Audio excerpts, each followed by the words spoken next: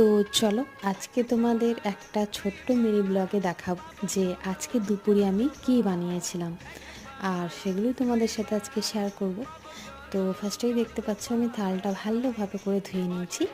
আর আজকে না একটু ভাতটা আমি গুলিয়ে ফেলেছিলাম, তো দেখো এক বাটি ভাত নিয়ে নিয়েছি। আর আজকে বানিয়েছিলাম টমেটো আর ধনে পাতা দিয়ে মাছের ঝোল, খুব পাতলাও না আবার খুব গাঢ়ও না, মানে খুব ভালো হয়েছিল।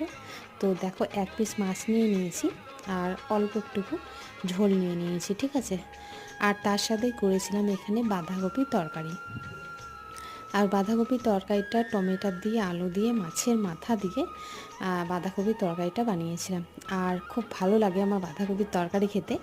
তো চলো আর একটুকু নিয়ে নিই। আর তার সাথে বানিয়েছিলাম ধনেপাতা বাটা।